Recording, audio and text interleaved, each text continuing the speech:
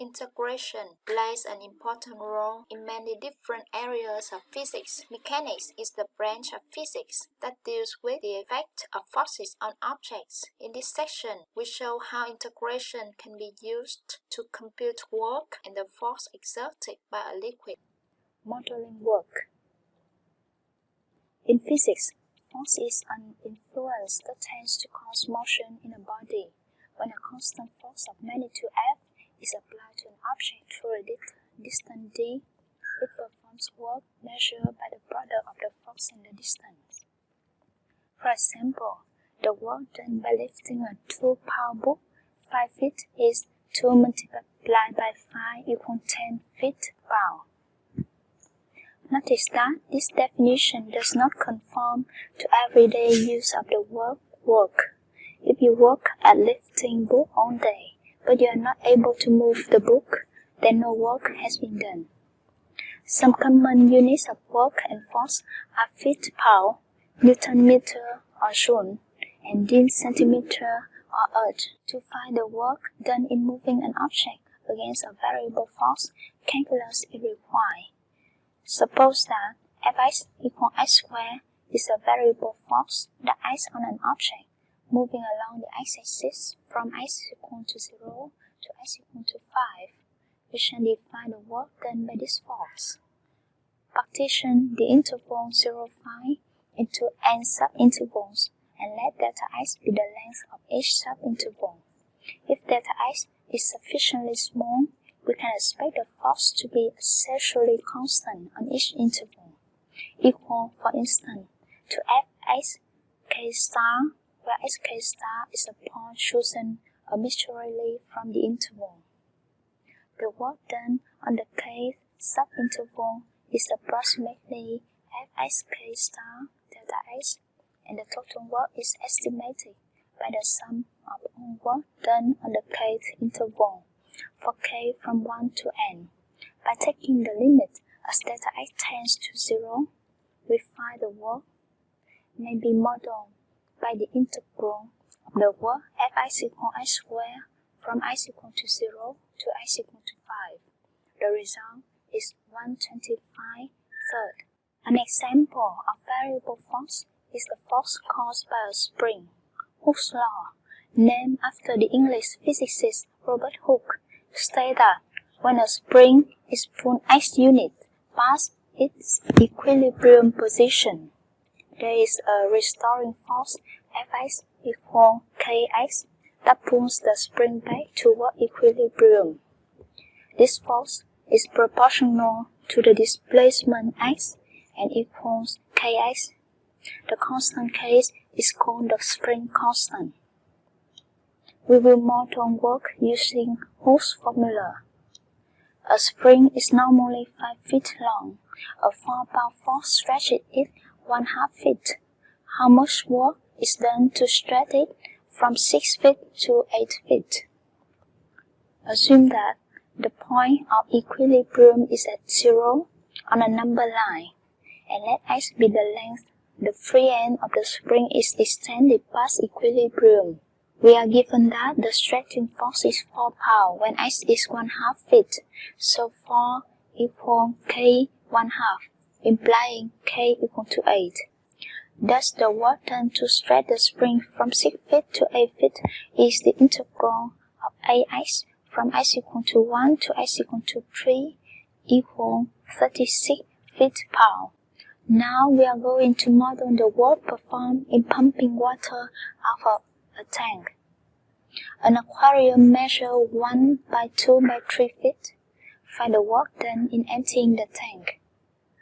We are given that the tank is full of water and the weight density of water is 62.4 pounds per feet cube.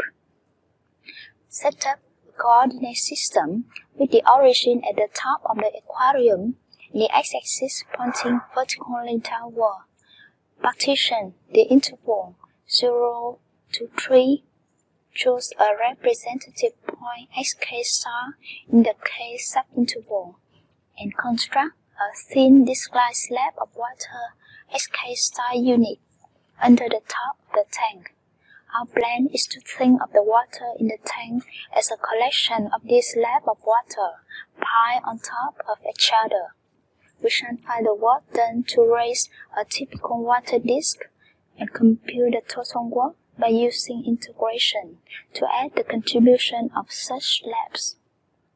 The work is the product of distance and force.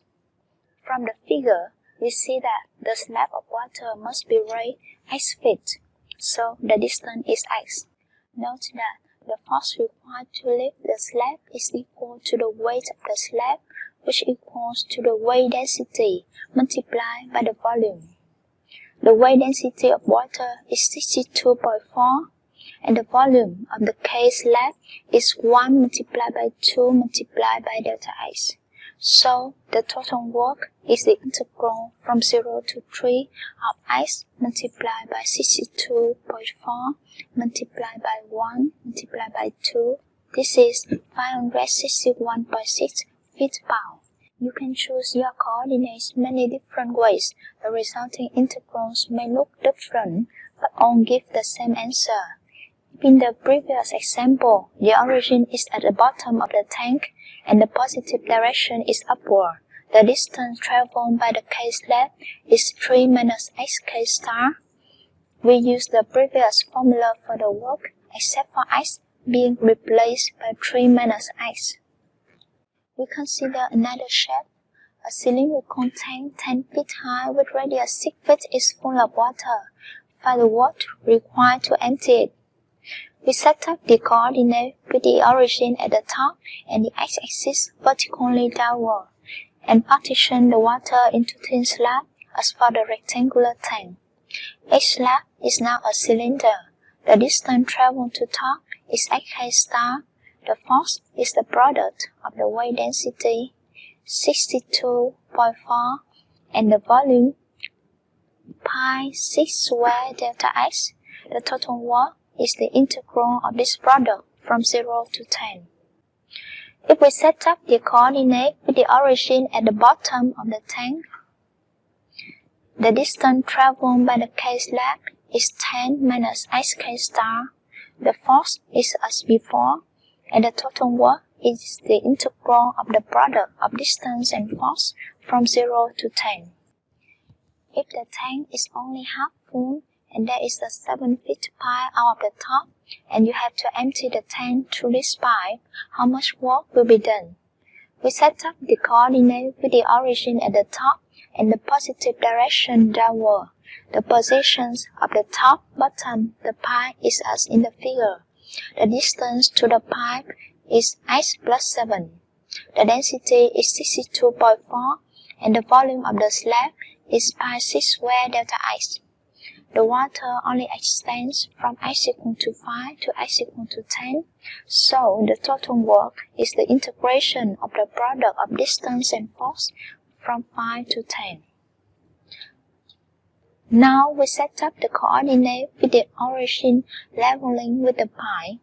The top is now at x equals 7, and the bottom is at x equals 17. The water extends from x equal to 12 to x equal to 17. The distance from the case slab to the pipe is xk star, so the total work is the integral of x multiplied by 62.4 multiplied by pi 6 square from 12 to 17. If the origin is at the bottom and the x-axis points vertically upward, the water level is from 0 to 5. The top is at x equal to 10 and the pi is at x equal to 17. The distance from the case slab to the pi is 17 minus xk star, and the integral is taken from x equal to 0 to x equal to 5. We can even set up the origin at the water level and the x-axis vertically downward. Then the water level is from 0 to 5, the top is at x equal minus 5, and the pipe is at x equal minus 12. The distance from the case slab to the pipe is x plus 12, so the integral is taken from 0 to 5. If the tank is conical, which is 10 feet high with a diameter 6 feet, and is full of water, how much work is required to empty it? We set up the coordinate with the origin at the top and the x-axis vertically downward. Partition the water into thin slabs, and the case slab is a frustum, but it can be approximated by a cylinder with height delta x and base radius r. The work is the product of the distance and the force. The distance to the top of this slab is xk star. The force equals the density multiplied by the volume. The density is again 62.4. The volume of this slab is pi r squared delta x. So the total work is the integral from 0 to 10 of this product. Now the remaining task is to find r in terms of x by similar triangle as in the figure.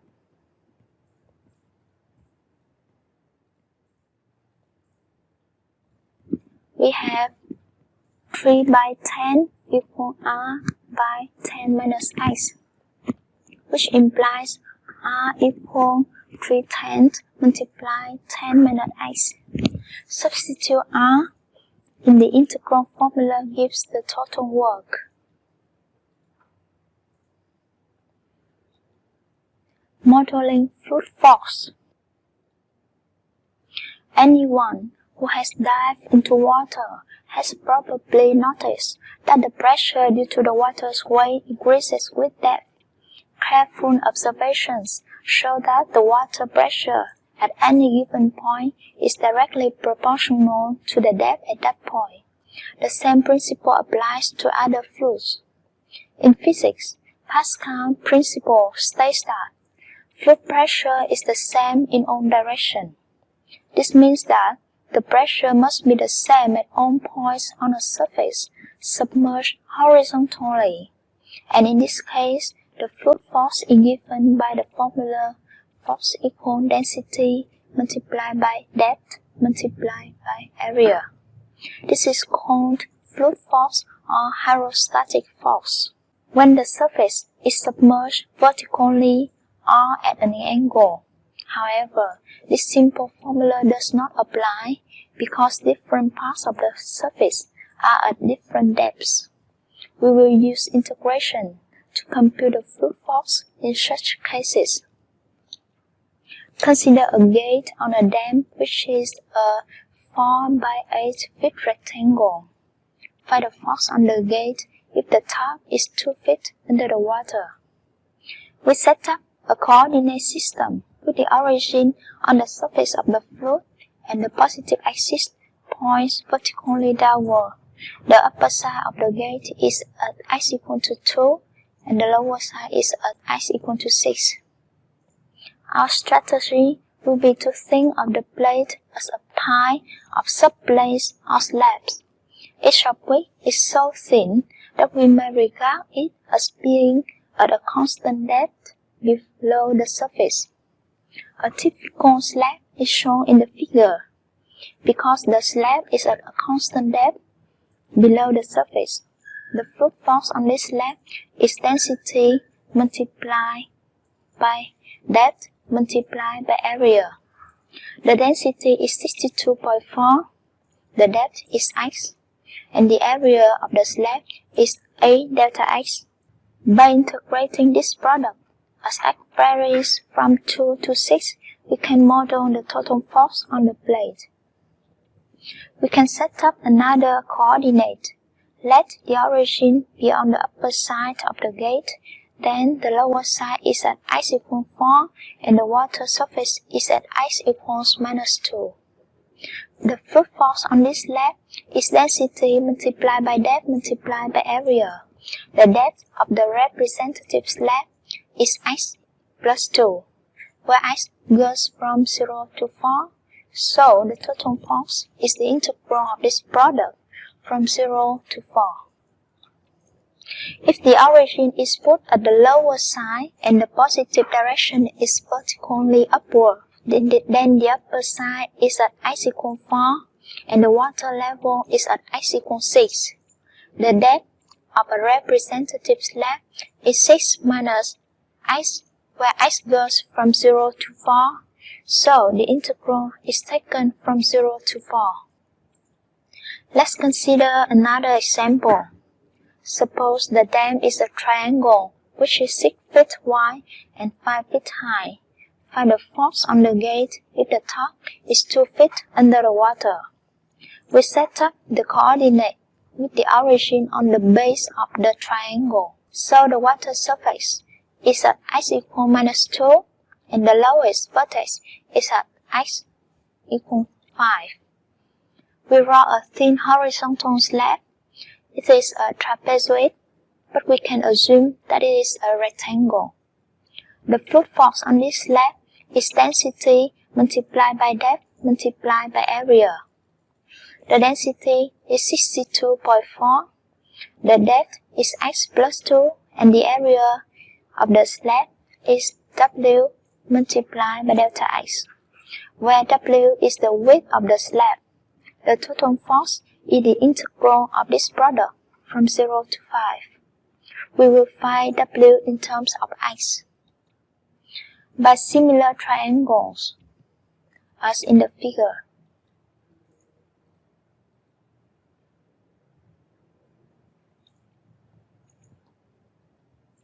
We have 1/2 W over 5 minus x equal 3 fifths, so that W equal 6 fifths multiplied by 5 minus x.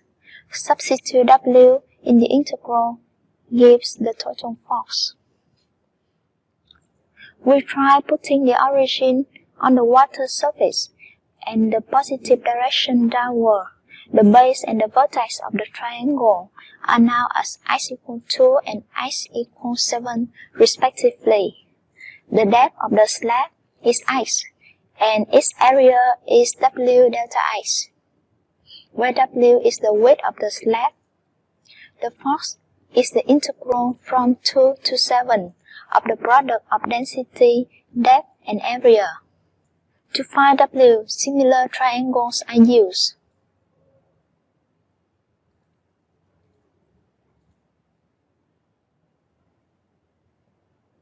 which gives the relation 1/2 W over 7 minus x equals 3 fifths. So W equals 6 fifths 7 minus x. We get a different formula, yet gives the same result. Let's consider another shape. If the gate is a semicircle with radius 5 feet, submerged level with the top of water, calculate the fluid force on it. We set up a coordinate where the origin is on the water surface. The x-axis is horizontal and the y-axis is vertically downward. The lowermost point of the gate is at y equals 5. The force on a thin slab is the product of density, depth, and area. The depth is y, and the area is W delta y, where W is the width of the slab. The total force is the integral of this product from 0 to 5. The value of W can be found as follows. The coordinate of any point on the semicircle must satisfy the equation x squared plus y squared equals 25. Therefore, a point at depth y must have x equals square root of 25 minus y squared, which is half of W. So, W is equal to square root of 25 minus y squared.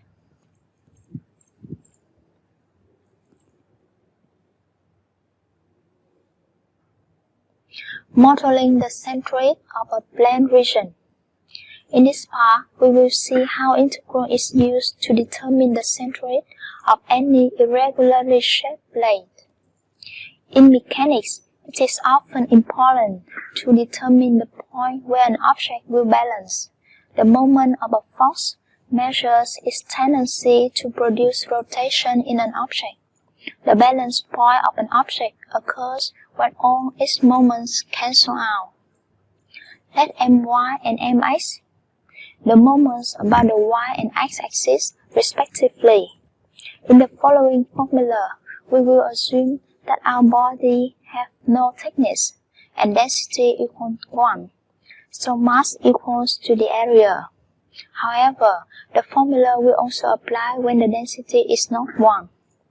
The center of mass on the balance point has coordinates x bar, y bar, where x bar equals the quotient of the moment about the x-axis to the mass, and y bar equals the quotient of the moment about the y-axis to the mass. To find the moment of a point about an axis, we take the product of the distance to that axis and the mass, when the distance is not constant. However, integral needs to be used. Let's consider an example. Find the center of mass of the region bounded by the graphs y equals 2x and y equals x squared. We sketch the region. Remember that the moment of a point about an axis is the product of the distance to that axis and the mass. Assuming unit density implies mass equals area. We draw a representative vertical strip to find the area of the region. The y moment is equal distance to the y-axis multiplied by the mass, or the area. The distance to any point on this strip to the y-axis is x. The area of this strip is the height of the strip, 2x minus x squared multiplied by delta x. Since each quantity is variable, we have to take the integral. The limit is from 0 to 2. The x moment is equal distance to the x-axis multiplied by the mass, or the area. The area of this strip is the height of the strip, 2x minus x squared multiplied by delta x. The distance of any point on this strip to the x-axis can be considered as the average distance of the two curves to the x-axis. Since each quantity is variable, we need to take the integral. The limit is from 0 to 2. Finally, the mass, or the area, is the integral from 0 to 2 of 2x minus x squared. The centroid of the region is found by taking the quotient of the moments to the mass. The result is 1/8. We take another example. Find the center of mass of the region bounded by the graphs y equals 6 plus x and y equals x squared. We sketch the region. The intersection points are at x equals minus 2 and x equals 3. The moment of a point about an axis equals the product of the distance to that axis and the mass. Assuming unit density implies mass equals area. We draw a representative vertical strip to find the area of the region. The y moment is equal distance to the y-axis multiplied by the mass, or the area. The distance to any point on this strip to the y-axis is x. The area of this strip is the height of the strip, x plus 6 minus x squared multiplied by delta x. Since each quantity is variable, we have to take the integral. The limit is from minus 2 to 3. The x moment is equal distance multiplied by the mass, or the area. The distance of any point on this strip to the x-axis can be considered as the average distance of the two curves to the x-axis. The area of this strip is the height of the strip, x plus 6 minus x squared multiplied by delta x. Since each quantity is variable, we have to take the integral. The limit is from minus 2 to 3. Finally, the mass, or the area, is the integral from minus 2 to 3 of x plus 6 minus x squared. The centroid of the region is at 1/2, 4. This is the end of section 6.5. Thanks for watching.